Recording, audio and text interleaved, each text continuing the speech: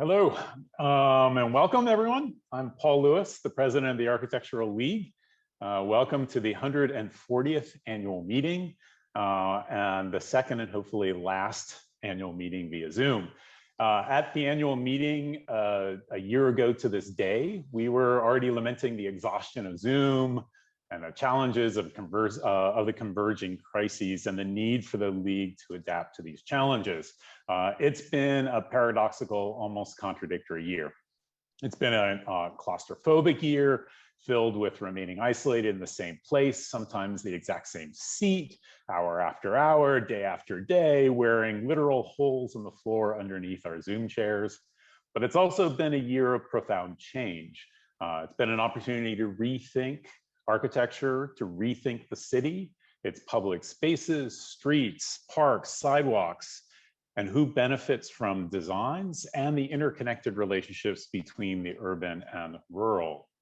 It's been a year to acknowledge and confront white supremacy within our discipline, both overt and insidious, and to continue to deal with the existential ecological crisis and the need for environmental justice. On the positive side, we don't have to relegate these changes to something that's in the future from what has transpired this year. We have all witnessed that significant cultural shifts can actually occur quickly. But it's also easy to be pessimistic, as these are challenges that are extremely complex, intertwined, and can cause more inertia than optimism.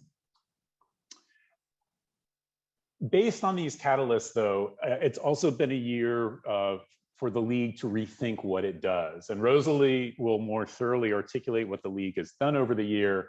Although I know there will be some redundancy, I do want to highlight a few items relative to specific catalysts, namely the ecological crisis, anti-racism, and developing a broader constituency from across the nation, if not the globe, for the League.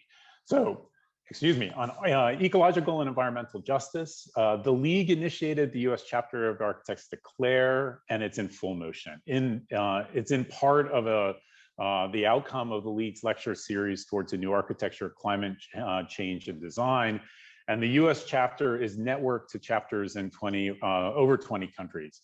But the US is specifically focused on the intersectional problems of climate justice and biodiversity. And to date, we have 394 signatory firms, mostly architectural firms, both declaring what we believe is critical and seeking specific approaches for architecture to move on those declarations. Alexandra Lillehy has led this initiative and the dialogue for the past year. Second, the board of the League has made being an anti-racist organization a priority and has spent much of the last year in long discussions which are ongoing about what this means and the steps to move forward. And this is coupled with the need to increase the role of the League as an activist organization. Recognizing right now, or I should say a couple of weeks ago, a key component of the League at this particular moment in time was about specifically elevating the political dialogue related to the election. The League is always about fostering and elevating dialogue. Specifically, we wanted to engage the questions of the election. So we hosted candidate interviews coordinated by Francesca Johansson with 6 mayoral and controller candidates this spring. These were super interesting and revealed a lot about the candidates' priorities and ideas specifically with respect to the built environment. Third, to me, the League occupies the critical and really crucial intersection between academia and the profession. And therefore, we must continue to engage and be informed by a younger, broader constituency, drawing from as many schools as possible, as many recent graduates as possible. So in addition to the mentorship program, which continues to grow with students from City Tech, City College, and now Keene University, a program entitled Reimagine gathered 120 recent graduates this fall from 44 different design schools. Many of these graduates were without work, but asking them to rethink their agency in architecture and in the world. And through dialogues over 4 weeks, they produced video propositions about their ideas about the future. It was filled with extremely interesting conversations, as well as some awkward moments, but it was a super fruitful dialogue. The third thing within this, within the broader constituency I want to mention is the Beaux-Arts Ball, which is entitled, "This is not a Beaux-Arts Ball." It's a key social event for all ages, and it was reworked on Spatial Web, a fascinating platform which allowed us to combine perspective and acoustic distance, allowed about 300 people to gather online in a single space, one that was designed as an immersive experience by Kevin Hirth and Naran Tehran. And really, I think I could argue that the pleasure of the event was probably somewhat correlated to your comfort with video games. So it was an opportunity to rethink what we do within this new format. And fourth, the league has really shifted towards a more national, if not international presence, enabled and in a sense catalyzed by the role of Zoom. But in particular, I want to foreground the American Roundtable, led by Nick Anderson, reports from 9 different, mostly rural, highly complex communities across the United States, from Africatown in Alabama to Cheyenne River Reservation in South Dakota. These are dense, fascinating reports involving multiple voices, research, and propositions. This is a super important program that will continue with hopefully 2 or 3 more reports per year. And the third, I also want to mention that the most visible league programs, the League Prize, Emerging Voices, and Current Work, will also altered positively by our current format of Zoom. Anne Rieselbach, the program director, and Katarina Flaxman, the program manager, along with Nanase Shirakawa, really curated these to great effect. And the juries were really, really effective. They allowed for great dialogue, a more expansive pool of critics, drawn from across North America. It was really vibrant dialogue and discussions. And in parallel with that, the First Friday's Distance Edition enabled access to offices from across North America. These were all things that were made necessary by Zoom, but things that we want to capitalize on moving forward. So, needless to say, it's been an exhausting year. I would argue that there's been more going on at the league than ever before, but also compounded by the fact that almost everything had to be rethought and then reworked. And I want to take this time to thank everyone at the league: Rosalie Genevro, Anne Rieselbach, Mariana Mogilovich, Sarah Wessler, Anne Carlisle, Dan Chofie, Katarina Flaxman, Francesca Johansson, Zan Lillehy, Joshua McWhirter, Nanase Shirakawa, and Marla Carter, working not just to have the league survive, but really to thrive. And speaking of Rethink Every Event, the President's Medal will be celebrating Walter Hood this year, July 21st, 6 p.m. A real celebration of Walter, his impact on design, art, landscape, and the production of vibrant communities, and the importance of Black landscapes. Jerome Hefford and Brent Knapp are choreographing and designing the celebratory event. It will be a President's Medal like no other, with processions full of food, collective table, fabric banners, poets, etc. The specifics of which we're working through, but it will be fantastic. So please join us. You don't want to miss this. So I now want to move into the kind of pragmatic bureaucracy that I need to go through, which is the election of new officers and directors. We've received a quorum of votes, so I can confirm the following. And I want to step back and reflect a little bit that we're adding 5 new board members. And we didn't add any new board members last year. We're adding 5 this year. And this reflects, in a sense, the shift in the league to the more national, more youth, continue to expand the breadth of the different voices within the league. So Wona Ix is a founding partner of Mexico City-based architecture practice Productora, which produced one of the best First Friday office tours this past year.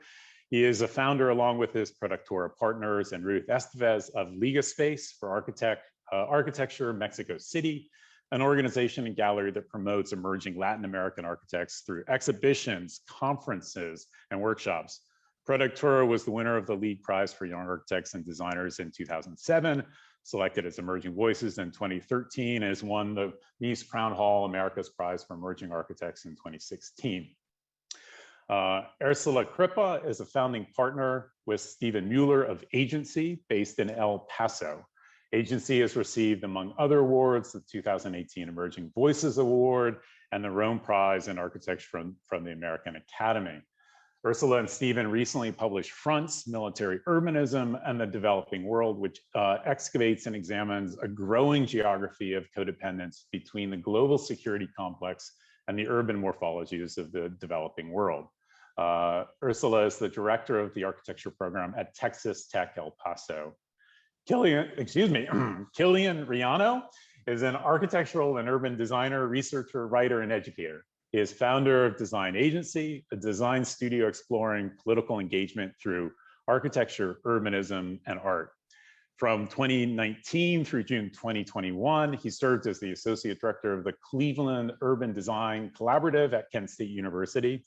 Killian was the lead editor for the report in the Mahoning Valley for the League's America Roundtable project. He is active in Dark Matter University and the Architecture Lobby. And in the summer of 2021, he will become the Assistant Dean at the Pratt Institute School of Architecture. Sanjeev Vaidya is chair of the Department of Architectural Technology at New York City College of Technology, also known as City Tech.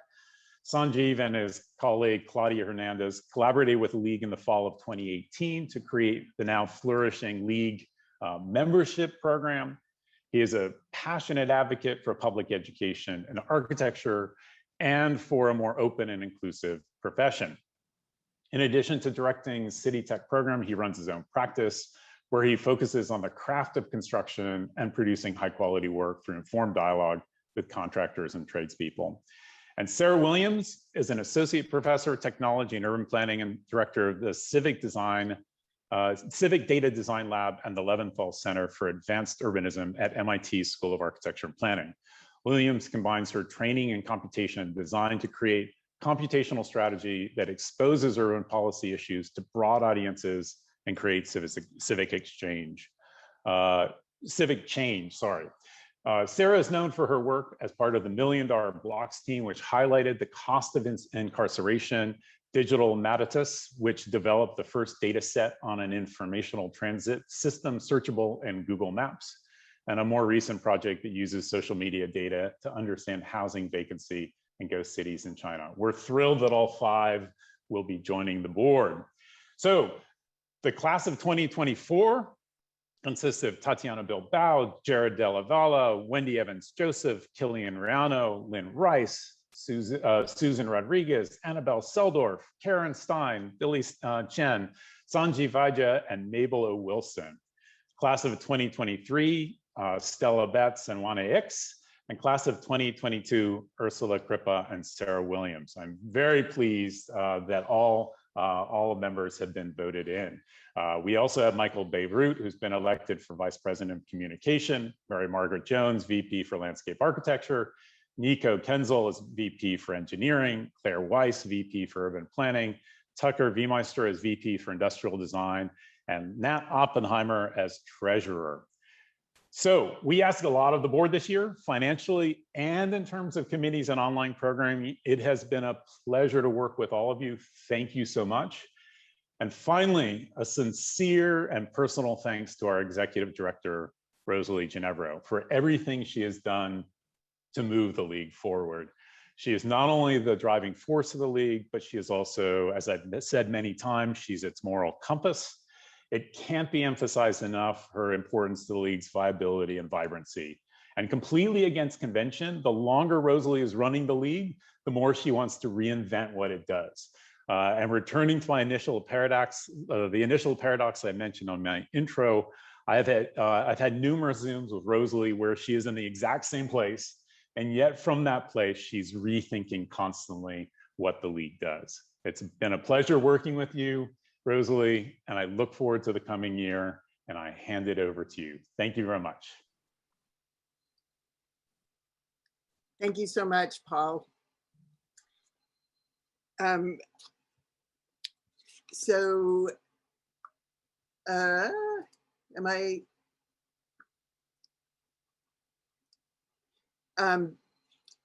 It's been hard for everyone to live through this past 16 months, and it's hard to know how to summarize it, even with such a specific task as reporting on the work of the League.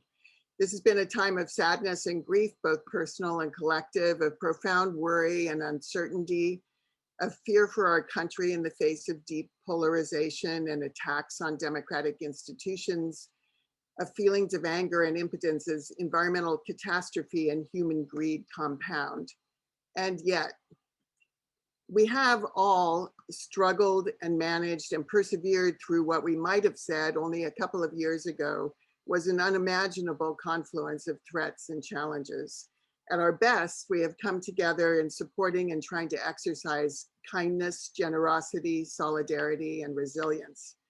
We've awakened again to the ways in which racism and sexism disfigure our interactions in our institutions and the very structures of our world. And we have begun anew for our era the imperative struggle to shape an equitable and just society. And we've aspired to find joy and beauty and humor where they are possible. My deepest desire as executive director of the League for these many years has been to connect the worlds of architecture and design to the larger world we live in, to constantly strive to understand more fully how the condition and needs of that larger world both constrain and offer opportunities for invention and action to all those with responsibility for understanding and shaping our environments. One of the things I hope we've learned over this last difficult year is that we must try very hard to neither to aggrandize nor to minimize the challenges we have faced and continue to face. What we have just lived through is certainly not the first period, even in recent world history, to present immense challenges.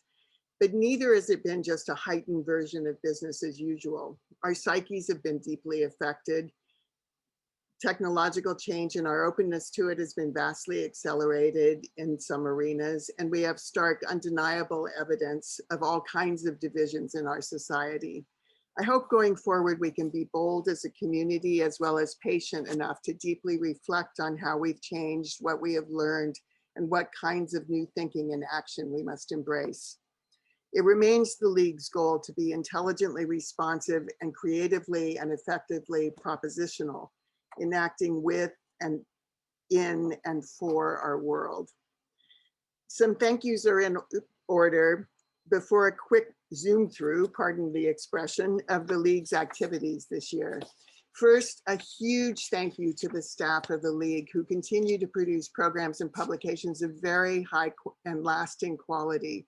Thank you in alphabetical order to Ann Carlisle, Communications Manager, Marla Carter, Bookkeeper, Daniel Chofi, Membership and Development Manager, Katarina Flaxman, Program Manager, Francesca Johansson, Urban Omnibus Associate Editor and Elections Project Coordinator, Zan Lillehei, Architects Declare Fellow, Joshua McWhirter, Urban Omnibus Managing Editor, Mariana Mogalevich, Urban Omnibus Editor-in-Chief, Ann Rieselbach, Program Director, Nanase Shirakawa, Program and Communications Associate, Sarah Wessler, Digital Editor. I also want to thank Nick Anderson, who was formerly Managing Director at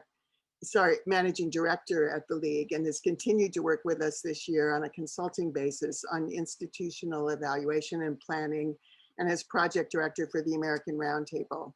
Staff members Katie Rotman, Administrative Manager, and Sam Velasquez, Urban Omnibus Program Associate, departed last summer to go back to school. We're very lucky this summer to have 4 interns supported by the High Meadows Environmental Institute, working under the auspices of the League on Urban Omnibus and Architects Declare, Malachi Benjamin, Fifi Gao, Andrew Matos, and Lois Wu.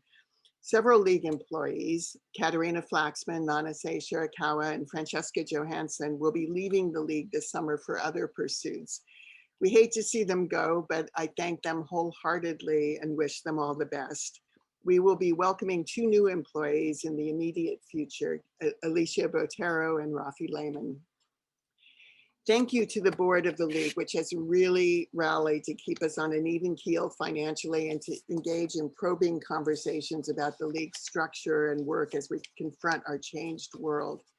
Thanks in particular to Paul, who as president has devoted an unfathomable amount of time and intellect to the League, and to Nat Oppenheimer, Mary Burnham, Mabel Wilson, and Karen Stein, who have served as chairs of demanding time-intensive committees this year.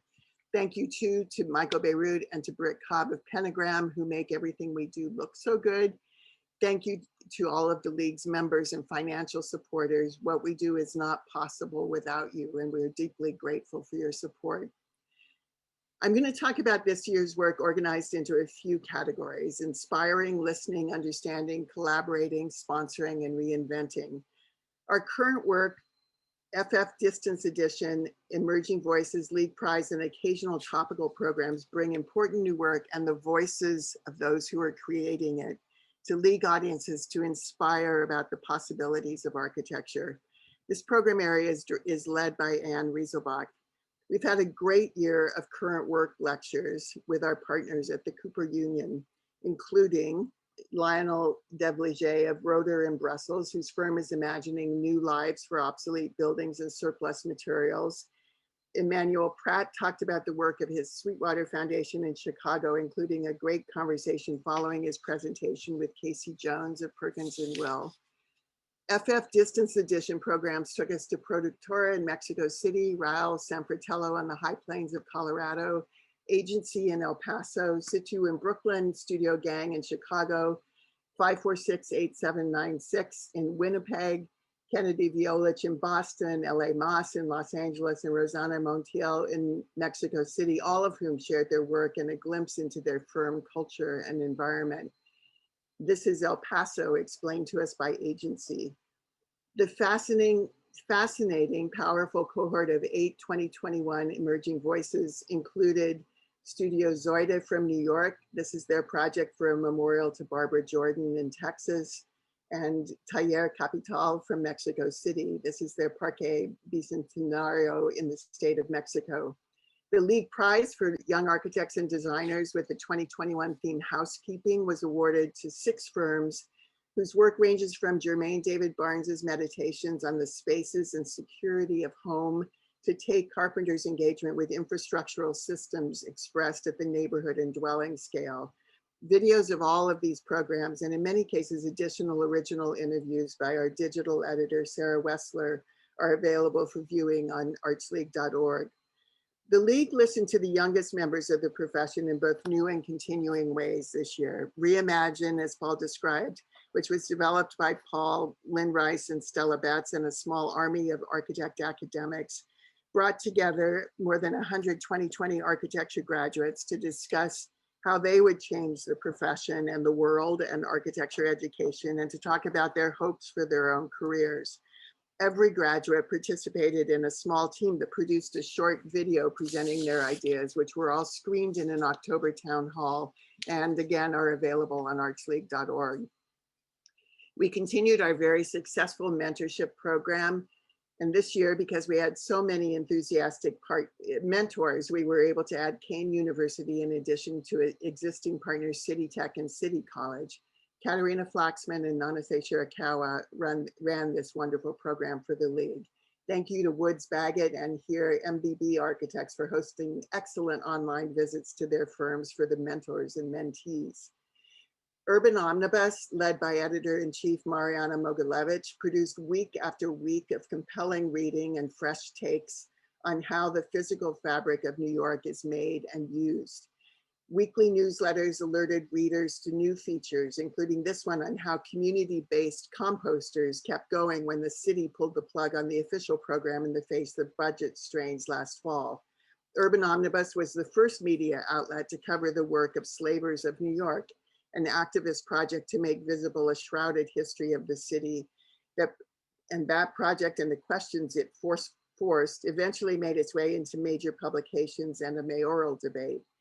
The new Dispatches series features audio interviews with and reports on people who are making a difference by responding to the needs of New Yorkers, such as the Crown Heights Mutual Aid group that is the subject of this report.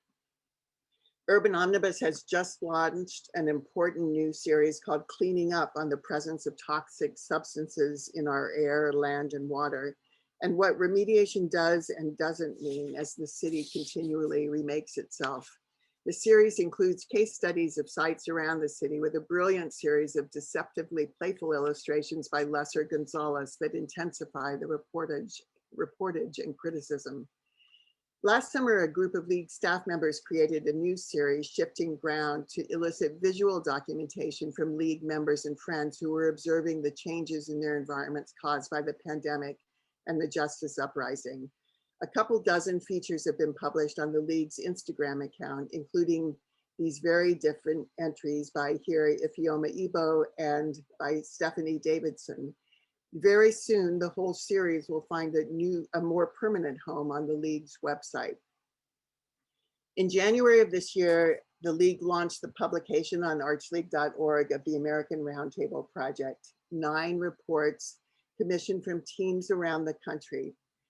The project grew from the understanding that the condition of the country looks very different depending on where one stands, with some places thriving and others struggling, either supported by or battered by divergent economic and social and cultural forces. And this quote by Barry Lopez that Nick made one of the frontispieces of his introductory essay, I think is very powerful and evocative.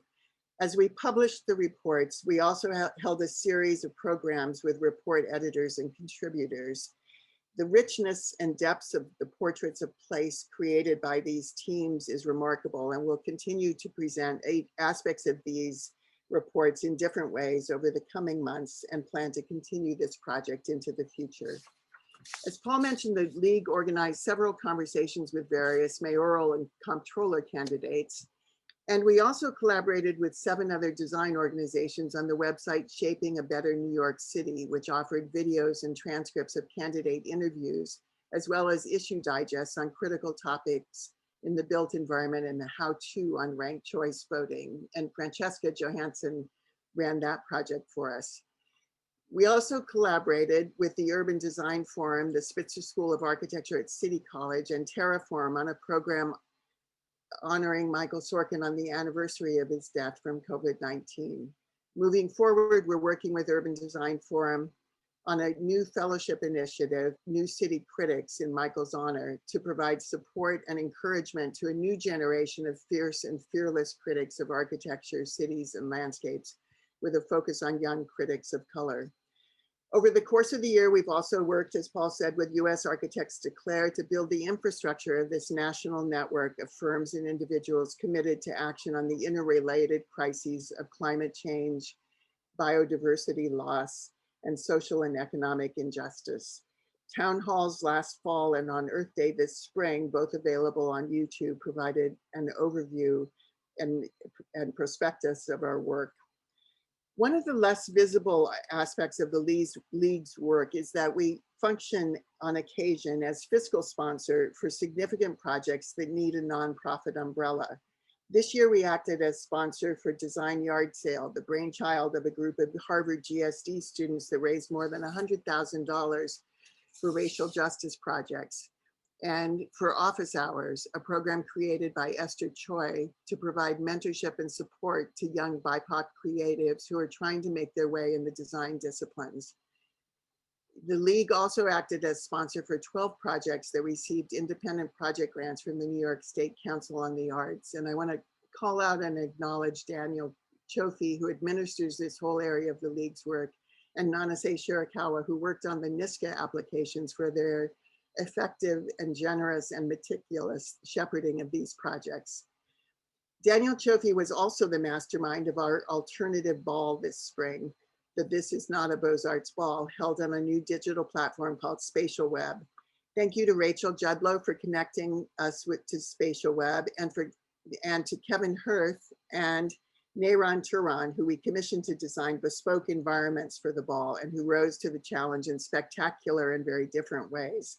We hope to be back together again in person for a Beaux-Arts Ball this fall, but this venture into the non-Zoom digital world was new, strange, and fun.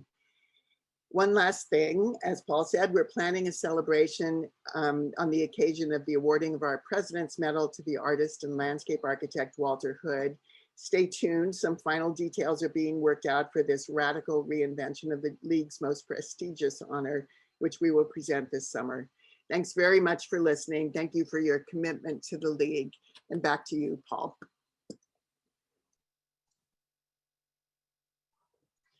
Thank you, Rosalie. 2 years ago, we rethought this very event to be focused around an annual meeting address, which last year was named for the amazing Harry Cobb.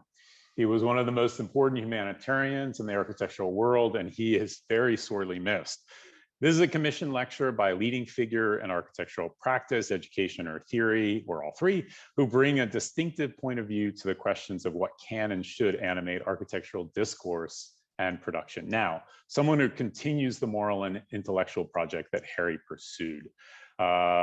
Dean Sarah Whiting gave the inaugural Cobb Lecture last year, and we are very pleased to have Dean Renée Cheng deliver the Cobb Lecture this year. She is coming from Pacific Northwest. Renée Cheng is the Dean of the College of Built Environments in the University of Washington, appointed in January 2019.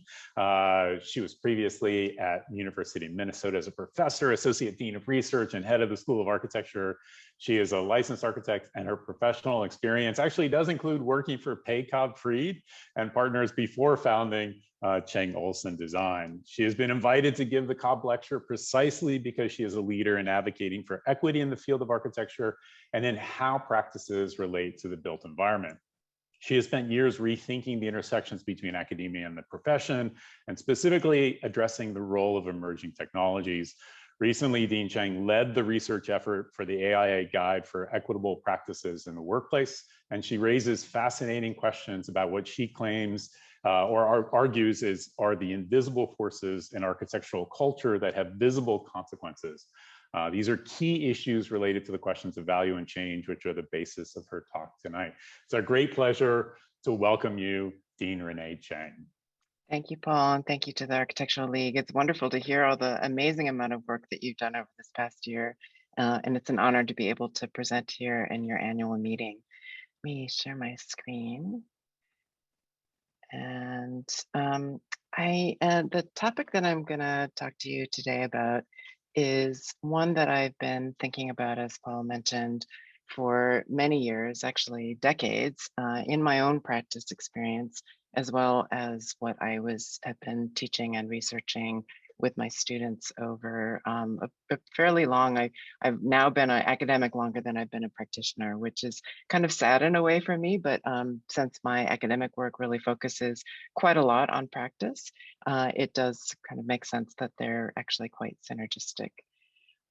So when I titled this Change, Agency, and Value Change, it's really these words that can be mixed up in lots of different ways, with the idea that the agency of the designer, as well as the perception of value and the need for change, as well as the value in and of itself of being willing to change and understand why we would change.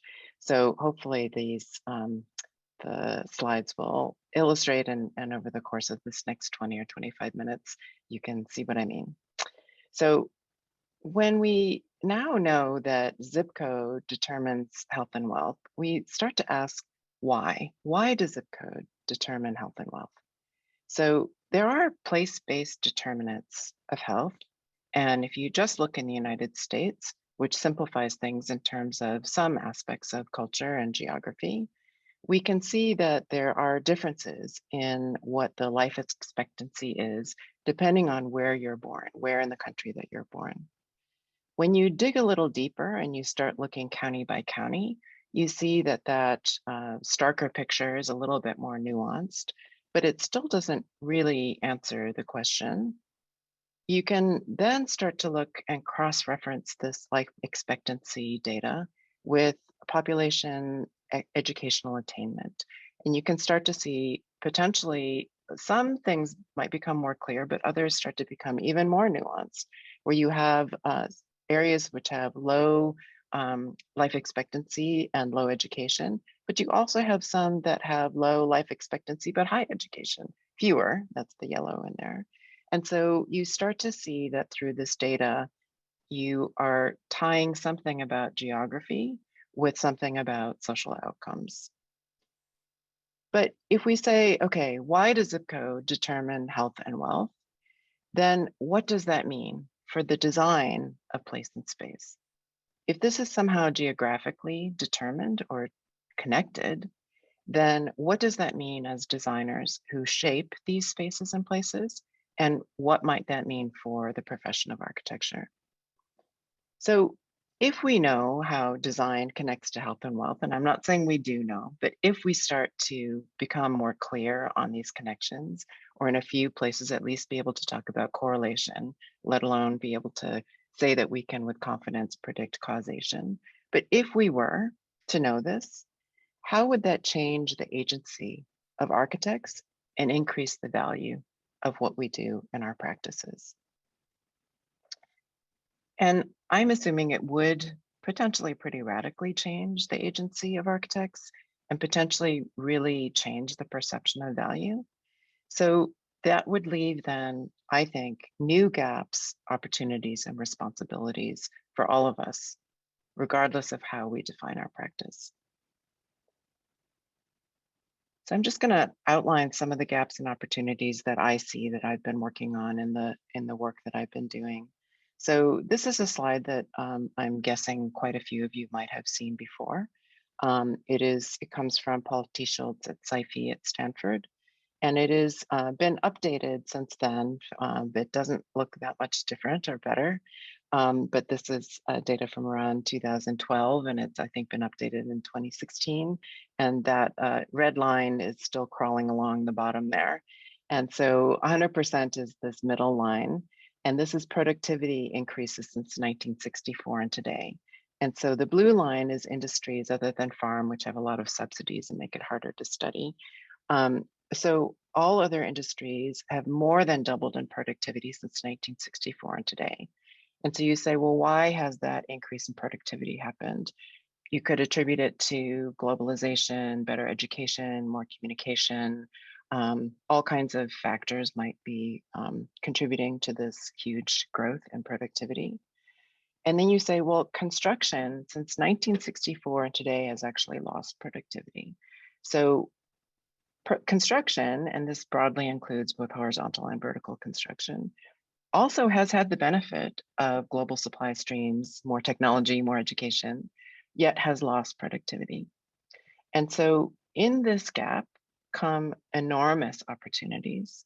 And it is this gap that is starting to attract some of the first venture capital over the past 5-6 years, maybe, that is coming into architecture. And Katera is one example, but there's others like the Fifth Estate, and there's a few that have been really focused on urban issues.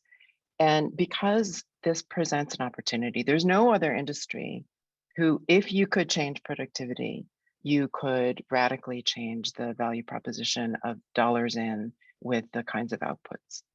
And so this is pretty much a business proposition. But I would also venture to say that if you could close this gap, and it seems actually quite possible that in our industry, this is architecture, engineering, and construction, combine the AEC industry, that we have the potential, if we could close this gap potentially suddenly or over the course of a decade, that additional productivity could generate value that could be reinvested into research on sustainable design or on changing the way that we deal with community equity or measure it in other ways. So there is the potential to be freeing up capital and being able to look at really shifting more radically the kinds of things that we've been asking for and demanding for a long time, that we've been also saying our margins are too small to really be able to make a radical difference in the way that the AEC industry is structured financially and in terms of the ways that we can invest. Another gap/opportunity is when we think about the value proposition that we present to clients. We talk about first costs, and this is often the most visible thing to clients, where they're thinking about the cost to acquire the land, the design fees to hire their architect and their consultants, and then the construction costs that the contractor is presenting to them. So they're primarily focused on their first cost, the cost it's going to take them to get from an empty site to a building. And more sophisticated clients tend to be able to widen their scope of view and think about the life cycle costs, especially if they're planning to own and operate the building. They are more sensitive to understanding that if you trim down your first costs and you save on, say, making less insulation in your building, on a very hot summer day in New York, you're going to be hotter and you're going to have potentially other problems or increased costs in your air conditioning. And so for a more sophisticated owner, shifting them beyond the first cost to the life cycle cost is a little bit more doable given the information that we have now and the kinds of cultural values that people might be placing around sustainable energy. We know that over time, historically, we can pretty much estimate it's a 25-75% split, that first costs are 25% and life cycle costs is 75% of the total cost to own and operate a building. So this has been pretty steady across building types, and mostly in this, these are North American numbers. So we can say that there is a way that we can quantify this and begin talking about payback and ways that if you invest in usually in technology, so better HVAC systems, it will pay back in 10 years, 20 years, whatever it might be. There are things like tax credits and other things that can allow you to explain these costs and shift people to this way. So, but what we're not talking about enough is not 25% and not 75%. It is not mathematically possible, but I think we're talking about 1,000%, way beyond the first costs and life cycle costs is the value that could be produced with to the society, the region, the neighborhood, in terms of equity, health, engagement.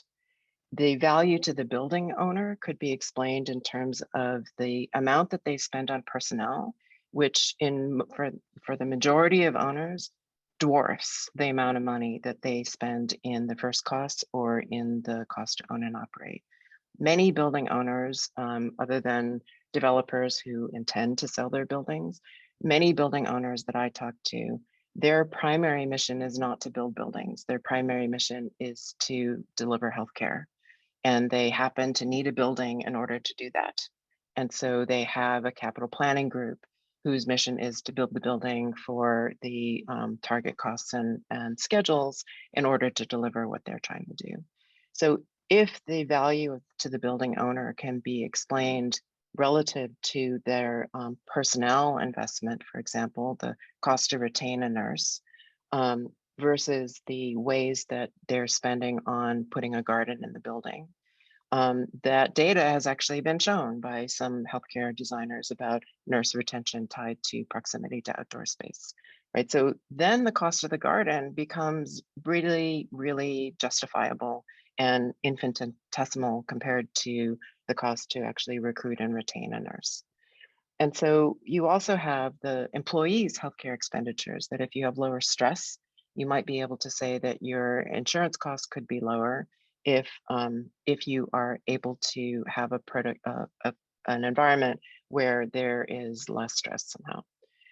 The building can also build a positive brand, and we have seen this a little bit more often where building owners are willing to hire often star architects to do iconic buildings that themselves are probably not financially justifiable in terms of the amount of fee that they're spending or even the first cost or life cycle cost, but that the value comes from the positive brand or the building reinforcing the brand or the mission.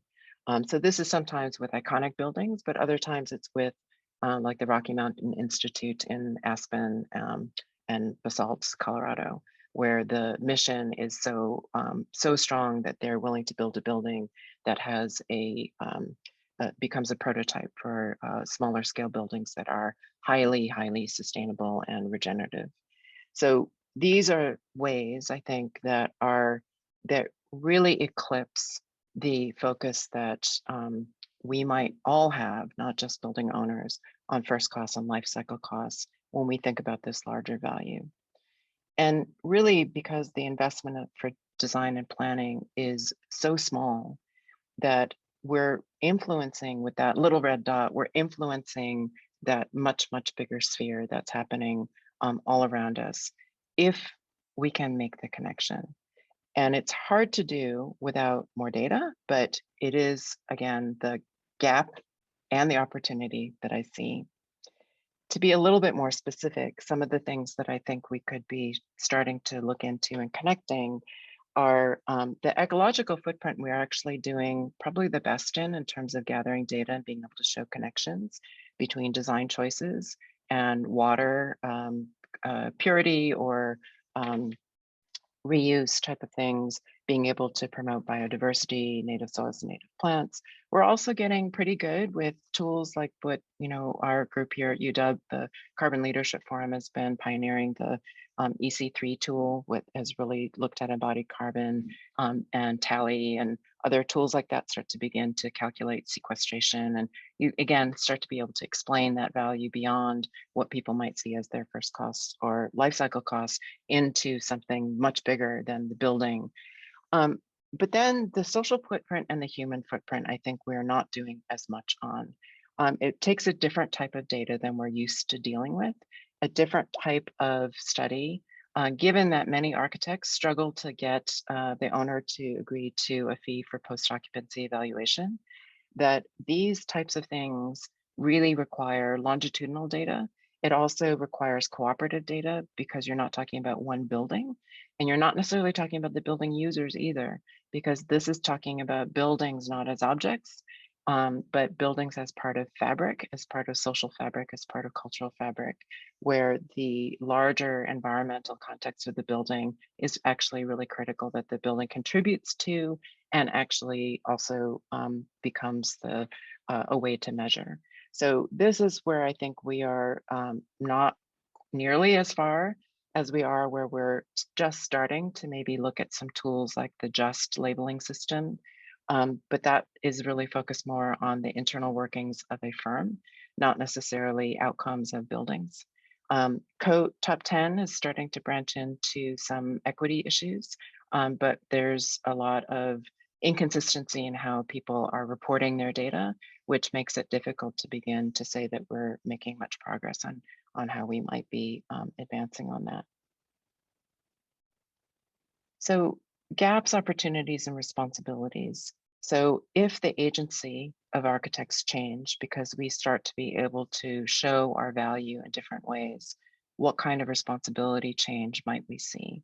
So there is a good friend of mine who likes to paraphrase Spider-Man that says, with great responsibility comes great power.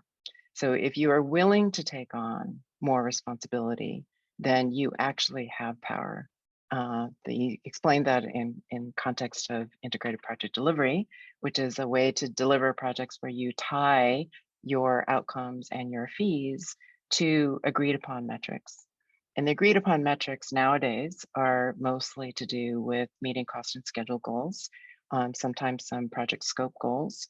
And they're not so much on equity goals, although there are projects like that Rocky Mountain Institute that have tried, and I think are beginning to at least put a pin in the map of saying we'd like to measure that.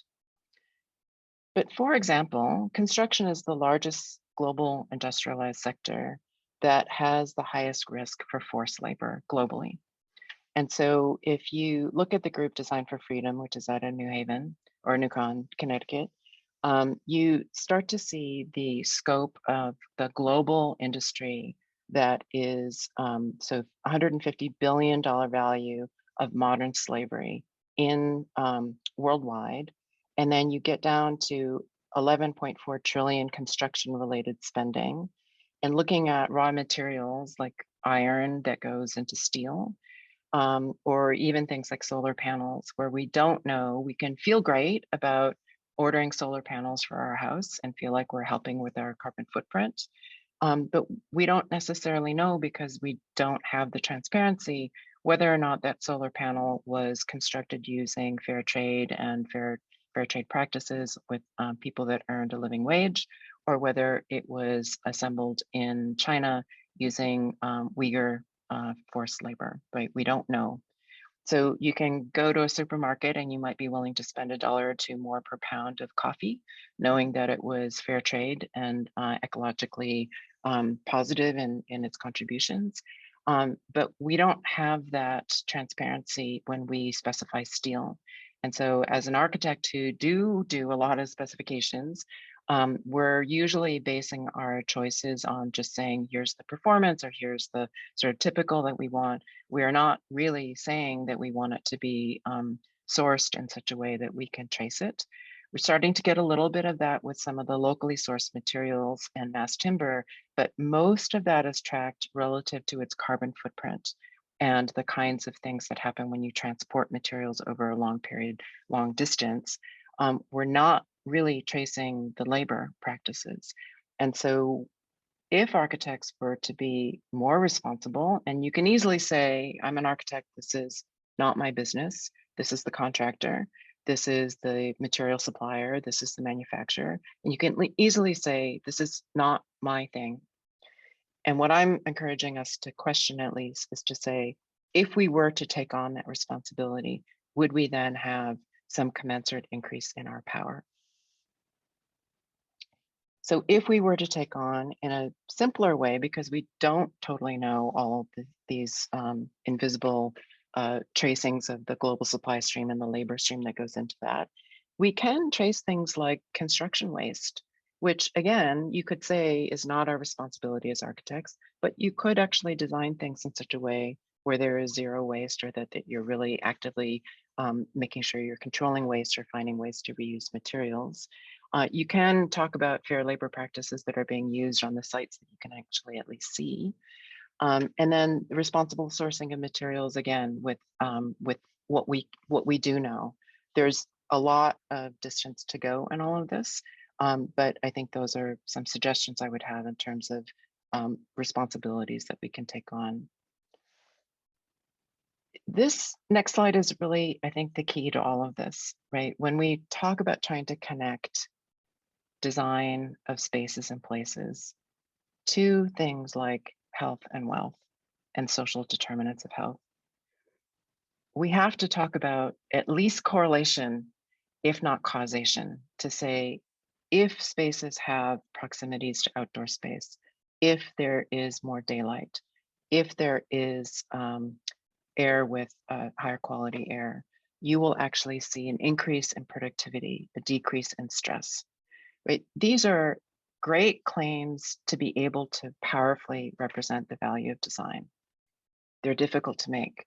They're difficult to make right now, given the inconsistency of how we gather data across all of our project types, and a lot of data is kept proprietarily by the companies that are either commissioning the buildings, or from the firms themselves, the architects, designers, or the consultants, or the contractors. And so we don't have a culture of shared knowledge. And so conversations that I've had with Tom Fisher, who's really one of the great public intellectuals and was my boss and colleague for a long time at Minnesota, we talked about this broken knowledge loop. And Tom likes to liken this to medical practice, right? So if in architecture, you have a broken knowledge loop where, even though there are occasionally places where we're joining, generally practice is incentivized to keep their research in-house, market on it as a proprietary knowledge. And in academia, the research that we do meets university standards for promotion and tenure. And I can speak from experience to say that if your primary research is based in practice, you don't necessarily have the conventional types of research that people are used to seeing from academic, and you need to work a little extra hard to establish your case. So the basic default is that write a book is easier than trying to track a case study. So in the completed knowledge loop, and the way that Tom imagines this is with in medicine, you have issues that are raised in practice. So a field clinician would say, look, I seem to be seeing a pattern of things happening in my practice, but I don't have the bandwidth and the capacity to study this as in a rigorous enough way to be able to draw conclusions. And so let me feed this to my academic counterparts. Or the academic counterparts say, we've developed a theoretical understanding of a treatment, but we would need to be able to run some field trials. And so at least get feedback from the practitioners to find out, would this even work as a way to do a different type of treatment? And so you start to see this virtuous cycle where you are connecting academia and practice.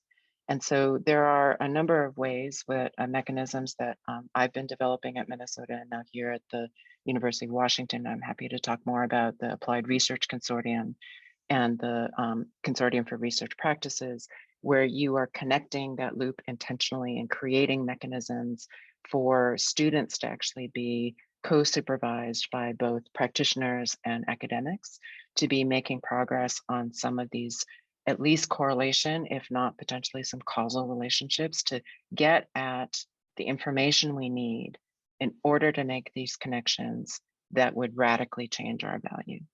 So this is my hope for the profession. This is my hope for stopping the way that we are currently working to say we need to actually have a pretty radical change in agency, and we need to change our value in ways that are pretty profoundly different than the way we're establishing value now. So it's not at all a service-based economy, it is an outcome-based economy, which is actually kind of scary, but incredibly exciting. And I think the optimistic future that I hope for all of us. So I have my website here, happy to answer questions, and my research website, which is directly under my picture, takes you to a lot of the studies and things that I've talked about today. Thank you. We have time for a couple of questions, so I'm gonna launch away. I have too many questions, but I want to follow on the kind of question of the agency of the architect, because I think that what you're putting forward is to say there's a lot more that architecture impacts than traditionally the role of the architect is at most of the visual realm, the dominance of the visual, and to then move into a much more expansive role of this. I guess one question though is what then transforms relative to the nature of what architects are capable of engaging, and does it change the very nature of practices? In other words, as you start to expand the kind of terrain that, the responsibility that one would take on, does that mean that really the architecture becomes the realm of the medium to large practice? That can you do this at a small practice? I mean, what are the kind of consequences on the way in which we think about what a firm is and the way in which we operate? Or is this through other forms of collaboration and greater number of consultants, et cetera? Yeah, I don't know whether the answer is really structural, right? I don't know whether it's a scale issue in terms of the size of firm. I do think it's a resource issue. So whether it's a small firm that's using lots of consultants and networked in one way that we definitely see models of, or whether it's a large firm that finds some way to in-house support research, what we're talking about are the resources needed to either get the experts or hire the experts to do the work that's needed to run the research. And we don't have in the culture of the AEC industry a lot of R&D. And so, those we do have are often material science oriented. And so what we're really talking about process research and these kind of social science outcome research, kind of behavioral economics type things and epidemiology type things, public health type things. And so we are in the grand tradition of architectural education, we are not going to create public health experts in the School of Architecture, but we are going to be able to make sure, first of all, that students are using data responsibly and that they understand not to cherry pick data, and that they understand what the power is of big data versus smaller data, qualitative versus quantitative, and they have a basis at least on research methods would be my recommendation and goal. And then within practices, that the fees that would take to be able to do this work are potentially spread out over multiple projects in ways that you can explain to clients that they may not be benefiting on the exact research that you are going to be using their project for, but they're benefiting on projects that you did 2 or 3 years ago that you're now studying. Right. And then being able to explain that value in terms of this is the savings you're going to get, or these are the additional things that you're going to get for this, so that it becomes part of the basis of fee I was doing some work with performance-based fees that were the GSA was piloting. So the General Services Administration was piloting in the era American Recovery and Reinvestment Act. They were kind of looking at high performance buildings. And so they said, okay, some of the fee of the design and the construction firms should be based on outcomes of the building. And they focused very, very tightly on energy outcomes, energy usage. And the firms were a little freaked out because they were like, well, it depends if people are going to open the window when they're not supposed to open the window, or run machines overnight when we modeled that they wouldn't run machines overnight. So there had to be some kind of calibration between the energy model, projected energy model, and the actual building usage. But the firms that were more confident and said, yes, we have done enough projects. We understand that we can put some money here, that our fee will be at risk if the building is performing, but once the building performs, we get the fee. So some of that's also a cash flow issue because fees then get delayed after you go through a whole year cycle of understanding what happens over the course of a full seasonal cycle. But the more firms are confident in being able to say, maybe there's some kind of base fee, and then there's some kind of bonus. And if you say you're able to retain people or save 2% on your healthcare costs, and we want 0.5% of that, right? That becomes a different fee structure, a different income stream. And then from that is how you figure out what this new model is going to be, whether it's a cooperative network or whether it's some kind of in-house funded thing. It's more a question of that than it is about firm structure. Okay. So I'm curious, because I'm really, the diagrams are great, right? Being able to like see this is the fee, and yet this is the consequence. Right? It's probably even out of scale, yeah, right? It's more like a solar system. right. But I'm curious about whether you've come across, I mean, it tends to be, that is seen in the best light, right? But when as you're going through this, and are there any moments where architects should say, no, we shouldn't do this, like the negative consequences, whether the embodied carbon or the inability to track where something came from, or the slave labor, the kind of lack of knowledge now moves us into a direction where actually saying no, not building, not doing something is actually the ethical response. I'm curious whether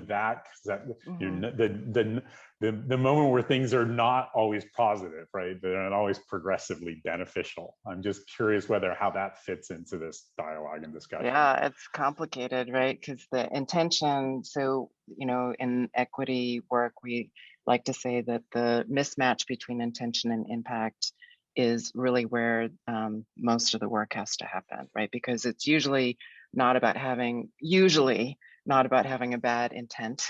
But having a bad outcome can happen even with good intent. We know that, we've seen that.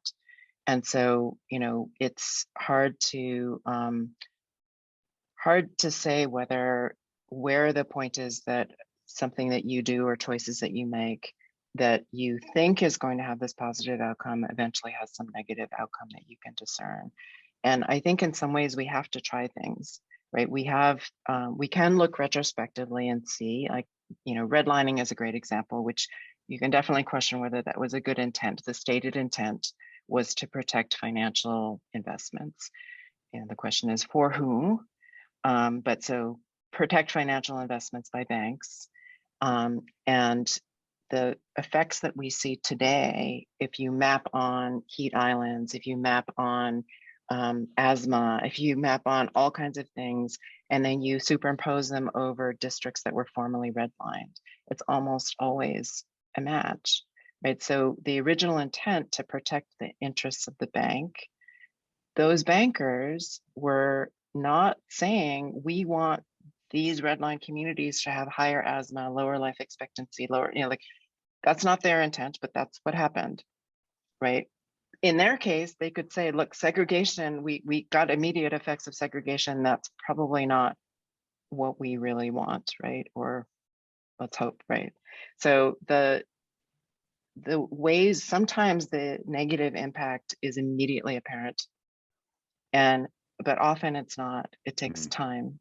And so all you can do is be super clear about your intention and your goals, and make sure that 10 years from now, And LEED is having some of this issue now, of like, these buildings that were certified, and are they playing out the way that they intended? And some of it has to do with the user use of the building. The more it's clear, like this HVAC system was designed so that you don't open windows unless this green light is on, right? Or, here's the breadcrumbs to follow if 10 years from now you're renovating this building. Why did we set this up this way? What was the original intent? Here's how we intended for you to measure it. And then if it goes this way, this is what we expected that you would do. And if it goes this other way, this is the other thing that we would expect you to do. So I think the most we can do is try to play out our goals and have generations. I mean, we all should be thinking 7 generations, right? So what we do today as designers, we won't always know the impact. We can speculate and we can write it down, and we can be bold and brave enough to say, this is what we think based on these assumptions. This is what we think is going to be the outcome, and please hold us accountable. And if it didn't work the way we intended and something bad happens, please undo this. So I one last question, which is what would you hold to be the biggest impediment to the radical transformation of the agency of the architect? So the easy answer is ourselves, right? We're the biggest obstacle. It's to have the boldness, the confidence, the vulnerability, the willingness to go out there, because it is something, just like our standard of care is a collective effort. We need the majority of us to say, yes, this is what we should be doing. We definitely need the pioneers, and there are some great clients and architects that are out there, but we need the early majority, because we need to reach a tipping point. And it's got to be, there's some urgency here, because there's some opportunity here, and the climate change projections are urgently in front of us. Potentially the increased attention to social justice are creating more flux, that more willingness to say these are things that we haven't dealt with that we need to. So I think it is a challenge to all of us, and enough of us, to be willing to step forward and saying, I want to do this. I need to know some steps. What can I do? And things like that. One of the reasons why I created the programs I did, that are small programs, are to test out mechanisms that then could be scaled and retested. So how do we do this? How do we get students? How do we pay for students to be working in this way? What kind of value do firms get when they win a paper award for work that a student did with their, like, what kind of marketing value, what kind of, can they increase their fee? Can they say this is something different that we do? When can we start getting clients expecting that we're going to be doing more and asking for it, so that we go beyond the early majority into the middle and late majority? Well, look, I think the questions of value, agency, why do we do what we do, what are the long-term benefits and problems, are kind of fundamental to what the League is engaged in. So thank you for the lecture. Thank you for the ideas you bring forward. And thanks to everyone in this meeting, I guess, in the kind of digital ether that's out there. Yes, I know. I'm sorry I can't see everybody, but thank you for, it's definitely been a wonderful experience to be able to speak to your audience. And I welcome questions afterwards. There was 1 or 2 in the chat I tried to answer as we were talking, but yeah, I see that we're saving more. this, and I think we'll connect you to, the advantage of Zoom is that there's not a lot of anonymity, so we know who's asking the questions. So anyways, well, thank you again, and You're thank welcome. you all. Thank you. And good night, everyone.